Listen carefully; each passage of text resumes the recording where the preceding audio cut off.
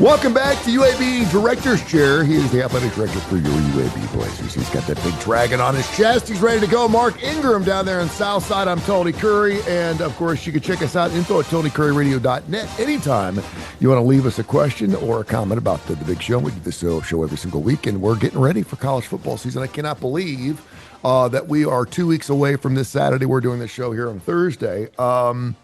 I keep telling my family and friends who love college football, remember this moment because we're going to blink and we're going to be 6 or 7 weeks into the season already. I mean, it's just crazy how fast time flies once the season starts. The next thing you know, we're into bowl season. It just goes by so flipping fast. How does it go for an athletic director? I mean, this is obviously a very important part of the season for you. A lot of people say, well, it's still summertime. You're doing the fall ball and you're halfway through your schedule and stuff like that. But this is a really important time of the year, isn't it? I don't know if it's just me getting older or what, but like summer used to be this long and now it's like this long. Mm-hmm. And but yeah, we had we have men's and women's soccer, volleyball and football who all reported over the last few weeks. And our soccer teams have already started playing games that, Well, and which is just wild. But so they officially show up in July. And football basically never leaves. Even though they have an official start date, an official day one, which is 30 days before the first game, they never leave. So it's a bit anticlimactic to go, hey, it started. Well, it never really ended for them. yeah. And so it doesn't feel any different. But they're about not quite, I guess by tomorrow they'll be roughly halfway through their fall camp. But yeah, it starts to move really fast once you get to about mid-July because, like I said, the soccer teams are showing up. You see all the equipment over the summer. You see all their equipment showing up. Their sort of refreshed, team gear, practice gear, and all that stuff starts showing up. All these huge boxes outside, stacked all over the place, kind of a mess. Trying to get organized, and then they get running. So. They've all been, like I said, practicing, and volleyball plays next week, and football obviously is still a couple of weeks away. But yeah, it's on us. I think we've come a long way since the Junction Boys. And I know we have spring and fall practices, and it does seem like, and it's certainly in the National Football League level, it's a little different because you're talking about millions of dollars. But now you're talking about millions of dollars in college football as well. Have you seen any change in the way coaches deal with their teams? Maybe because you do have a $3 million quarterback in a particular team. Is there more hitting? There used to be a lot of coaches believe that you have to hit before you actually hit somebody else. And that's why you see those guys getting out there and they're a little frisky because they finally get to hit somebody else. There's some teams that do no contact at all and swear Yeah, it's the best way to go because it's a long season. You're going to get banged up. yeah. Where does Coach Alex Mortensen go with that? And have you seen coaches do more hands-off coaching over the last 5 or 10 years since it's gotten so expensive? Well, I would say that one, they're all more educated on nutrition and hydration Mhm. than, you say Junction Boys, like you're going way back. Yeah. And so that's continued to evolve. But, the coaches are very aware of how important it is. Like if a guy gets a cramp, what happens is, they get a cramp in their calf or something. And if they're really dehydrated, that can basically turn into a full body cramp. Their abdominal, they start laughing or wincing. Now their abdominal section is cramped up. If you go into one of these sort of cramps, you're out for like 3 days until you are properly hydrated. So, they don't want somebody to Wow. miss 3 days of practice, right? So they're overly protective. There's a lot of rules around it too now that there used to not be specific rules on how frequently you needed to take a hydration break. You see that even in the games now. Hmm. And I think that's all, for player safety and health, and it's smart. On the hitting thing, there are also rules around how many days you have to have a acclimatization period. They call it acclimation period. An acclimation period, the first 3 days of practice are just helmets, and then you can go like helmets and shoulder pads. So, it's several days before you get to full gear uh, and tackling. And really the tackling part, um, there'll be drills on tackling, proper tackling techniques. And naturally, the defense is going to do that a lot. But when we have like team periods, they're full contact, but you don't tackle to the ground. Gotcha. And, the defense knows that the running backs, for example, if we hand the ball off, the running back's job is to continue to try to find a spot, even though if it were a game, they'd be on the ground, find a spot and continue to work to get through and basically run through the end zone every time they have the ball. And that's training them to never stop and also training them to find a crease. But the defense is told, we're not, everybody needs to stay off of everybody's legs, right? So we don't ever cut block. We don't ever crawl, bear crawl. Like that was a thing when I was coming up. You would, not only could you cut block, but you could like bear crawl, and you'd see the military academies would do that a lot. Mhm. If I was a pulling guard, let's say on a screenplay, I could go out and I could go to a corner and I could do what's called throw and roll. And you just throw your body, basically just throw your body at them because you got some big guy running out there towards, and yeah, the fast corner is looking at this mountain coming at them, but the fast corner is so fast they can kind of wiggle around, and Mhm. next thing the big guy's off balance, and they can get you. So what you do is you just run at them and just throw, like almost dive at them and just throw your body at them. You can't do that anymore. Like that's a rule. And so, yeah, I would say practices are definitely a lot less physical. And we don't have, when I was in college, we had two-a-days. Yeah. So you would get up, you'd have breakfast, there'd be a practice before lunch, you'd come back, there'd be some rest, you'd have lunch, you'd have an afternoon practice, we'd have dinner, and then there might be a walkthrough. Certainly was film sessions at night. That has now it's one practice a day, right? And Is that a law, a rule? that's Is a that rule. Yeah, yeah. that's a rule. We don't have no one has to listen. In high school, when I was in high school, Brookville High School, home to the Fighting Bees in Lynchburg, Virginia. We went to Hargrave Military Academy, which was in Chatham, Virginia, and it was like an hour away. We all went down there, no parents. We were there for a week, and this is not an exaggeration. We'd get up, we'd have a walkthrough before breakfast. And that was just shorts, and it was basically just standing. It was just standing there, and okay, we're going to run this play. Who do you block? And you just point, or maybe take a step, put your hand on a person. Then we'd have breakfast, then we'd have a practice for a couple of hours, then we'd have lunch, we'd have another practice for a couple of hours, we'd have dinner, and we'd come back and we would have a helmets only. So that the two practices were full pads, helmets only after dinner, and it was special teams. And Wow. so we're doing coverages, punt coverage, kickoff for like a lot of running. There's a lot of running. I mean, that was four a day. And then we might, after that, go watch some more film or something. We did that for like 6, 7 days when I was in high school. You could never do that, Yeah. anything What, like that today. what would you say is more important now in college football, the conditioning aspect or the strength aspect? I mean, they're one and the same, really. But I don't care how strong you are. If you're completely out of shape, you can't last. So the speed of the play and the effort required. I know you see the timeout periods and you think, well, they keep getting these rests and the play itself doesn't last that long. Yeah, but it's like if you took, whether it's bench press or it's probably more like, depending on your position, like doing power cleans, doing as many as you can, as fast as you can for Hmm. like 8 seconds, and then put it down for 30 seconds, and then go do it again, boom, boom, as fast as you can. Like you're a few plays of that and you're exhausted.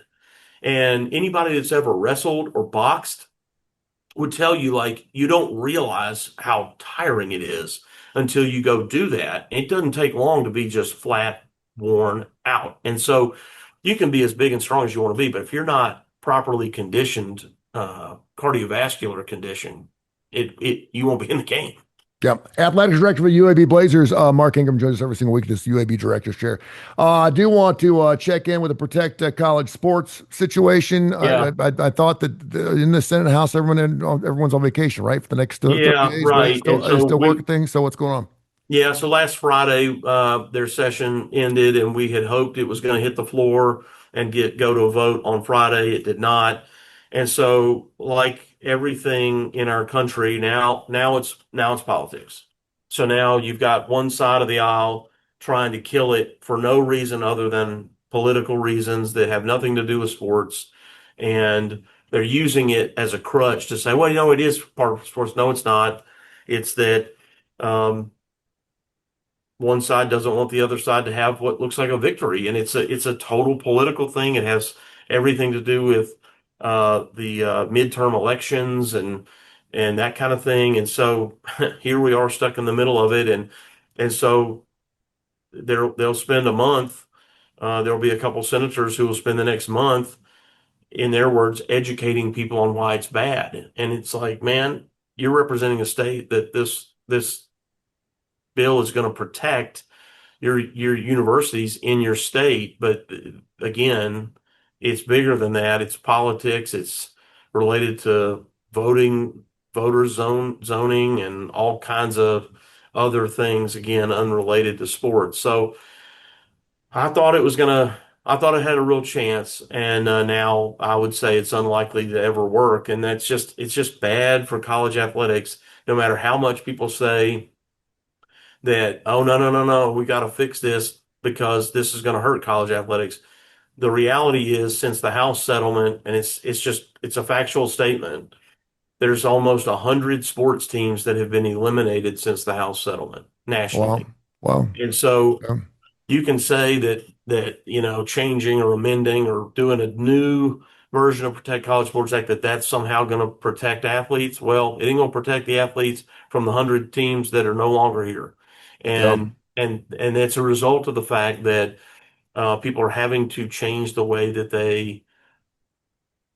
they allocate money in their budget to pay players to be successful at football and men's basketball. And there are some conferences, and I'm talking about Division I conferences that people pay attention to often and all the time, who are some of the best they are best in the country at, say, basketball or football.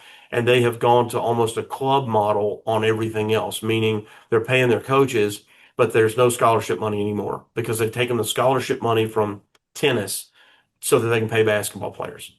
They're taking scholarship money from soccer so they can pay basketball or football players. And it kind of goes under the radar, unnoticed, because those sports don't get a lot of media attention. Yeah. But it's almost a conference wide thing where they basically are club sports and everything except for football and men's basketball. I think people that are close to your program, including myself, knew who Alex Mortensen is. He's actually been on our television show a couple times. We'd love to get him here on this show here, but we don't try to stay away from coaches. We just don't talk a lot of X's and O's because it's an easy thing to talk about. I like to get behind the screen with you as an athletic director, find out where we're really at in some areas. But if you had to pick one thing, a culture, a personality. What do you see in Alex Morton? What do you see in him when you see his football team on the field? You go, that's what this team is all about. Is it playing through the whistle? Is it defense? Is it slinging the football? The football. I all I can think of is when Trent Dilfer. I just thought we were going to see the football thrown 75 times a game. We obviously didn't Yeah, see that. quarterback. And, But and, Alex and is a quarterback too. Don't yeah, forget. and well, the one thing that I was really surprised about with Trent, and I'd say that if he was sitting right here, is he seemed like he was really by the book the first year and a half or 2 years. He really like he almost had the book on the sidelines. Okay, should I? And didn't really have as much of a feel for his team as a head coach. And again, it's his first time, at that level, and I'm certainly not being critical by any stretch. It's super hard, but Alex has been there, done that. He's been in the program now for a while. What can we expect when people think about the UAB Blazers football team? What will they think first off? Well, you've been watching the Alex Mortensen offense, so I think offensively, we may be more balanced. We may run it a little more than we have. We've got three really strong running backs, so based on their health, we feel like the offensive line is in a good place. So you see us run the ball a couple more plays a game than we have been. But I think his plan is still to continue to be very balanced, and that will also be to take advantage of whatever the defense gives you, right? If they're Yeah, loading the box, then you're going to throw it over the top. If they start to lean back, then we'll run the ball. I mean, that's everybody's kind of that way. But I think what you've been seeing offensively is what you're going to continue to see, which has set a lot of national and conference records. Defensively, what you're going to see, first of all, we're a lot bigger physically bigger, Yeah, good. particularly on the defensive line, which was a point of emphasis in recruiting. So we're going to look good getting off the bus on the defensive side, especially. They play with a lot more intensity, and that's coming from their defensive coordinator, Todd Grantham.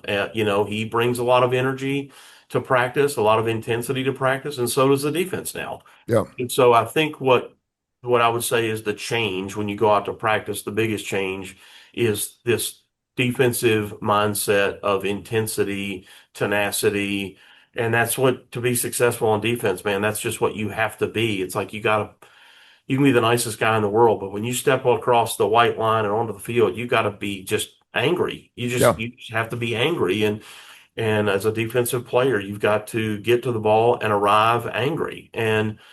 Uh, and so, yeah, I think that's what I've seen, and I've heard some of the other coaches on the offensive side talking about that related to the defense, about their intensity level and how that's picked up and how different it is, and in the right way. So I think that's what you'll see. The UAB Blazers tackle what many would say is the best conference in college football, period. They won the last three championships in the Big Ten. Of course, they're taking on the Fighting Illini the first weekend, and we cannot wait for that to happen. Little hoops action, real quick, not on the floor, but on the walls.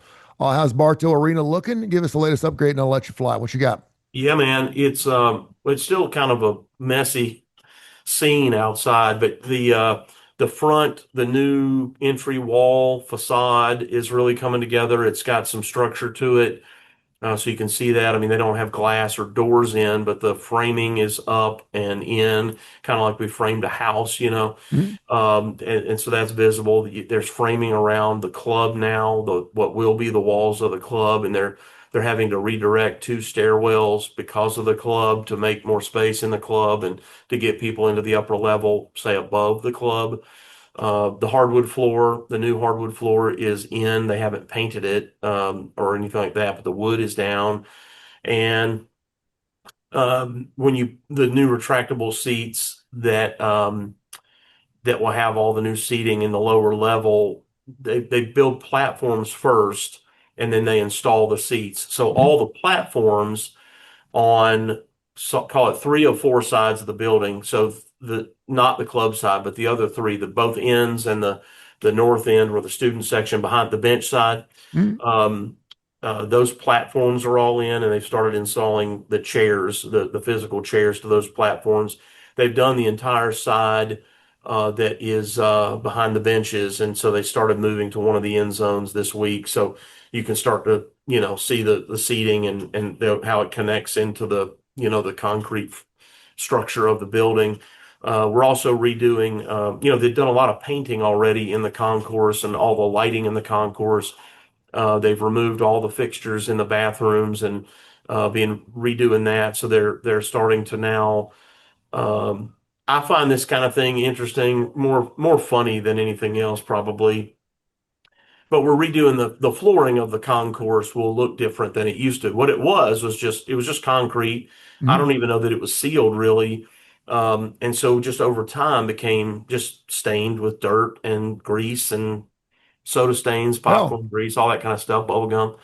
And so what they do to put a color to that is they just sand, they call it grinding, I guess it is, but they sand this micro layer off the top.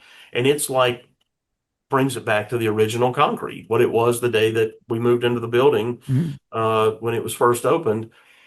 It's just I mean, you know that it needs it until you look at the difference, like the spot where they've started. So they've started doing that, and they've done Yeah. about 25% of the building. Mhm.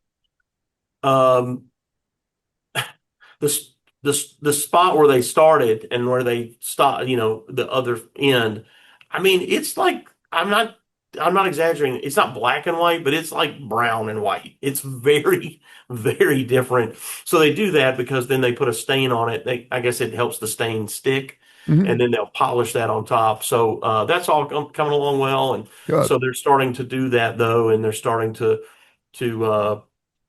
there's a different style of epoxy flooring that's going in the bathrooms. I saw them doing that yesterday. So they're starting, in addition to the lighting that's already finished work, they're now starting some of the finished work around the building as it relates to the flooring. So That means when they get some of that paint or stain done, then you'll see them start installing the toilets back, because it's just easier to do it without that stuff in there, and then all the partitions and the bathroom fixtures and whatever. So we won't see graphics until mid-October, so we're still a ways away from call it the artwork that goes in. Mhm. But there's still some framing on structure around the front and the club and the new stairwells. But it's all coming along really well. It looks good. I can't wait to see it. And I'm sure you're going to have some type of, stock the bar kind of night there at the pad. Invite a bunch of people perhaps have never seen Bartow Arena, and certainly the Yeah. ones who have seen Bartow Arena. I can't wait to see. Just so many great things have happened in that building. I can't wait to Yeah. see some more great things happen in this new year. And it's always been a great home field for the UAB Blazers. The Yeah. Blazers have played some of the best. I would venture to guess that it's certainly better than the average for home field advantage, but they've always had an advantage playing there. So it's important that it looks shiny, it looks good, and we've seen some basketball. So I'm super, super excited about it. Yeah, and the seating is going to be more comfortable throughout. And closer to the court if you were behind the baskets, and those seats were pretty undesirable because they were so far away from the court. Now we're bringing them from this rounded areas right, flush to the back of the basket, so you're going to be in the action a lot more than you used to be. It's going to be a more attractive seat for any fan, students on one end, fans on the other, and the chairs themselves are a little bit bigger and more comfortable. And then the other thing that's kind of it's a really nice enhancement that most people don't even, it's just one of those things like you look at over time and you don't even realize it's there. At the on the concourse level, I call it a pipe rail because it was this black and it was like these big 2-inch black pipes that were safety barriers at the bottom of the upper deck steps and then all the way around the edge, and it kind of flowed like this around the concourse level of the arena. But those things, it was like 4 or 5 of these pipes in a railing, and if you sat in a seat behind that, which ought to be a terrific location, it was like you were looking through a face mask. Yeah, Like you're watching the game. It was an obstructed view in a seat that wasn't behind like a big column. This was just a safety barrier. So we have removed all of that, and they haven't built this back, but they've got some of the framing ready. But it'll be glass instead, so you'll be able nice. to see through that with a less obstructed view. I mean, there's going to be some metal in thin framing here and there, but compared to what it was, it'll be dramatically better. And I think the fans who have avoided that in the past will realize, oh, okay, as I thought it used to be, should have been a good seat. It is now a really good seat. So some of those, call it the first 5 rows of the upper level all the way around, used to be all kind of bad seats. Now they're going to be terrific. It'll be terrific. Yeah, look forward to it, man. Thank you so much for your time, brother. We're getting super close, man. Every week we I get know a it. week close to the college football. It's going to be great. Thank you so much for all you do, and look forward to catch up with you next week. See you then. Go Blazers.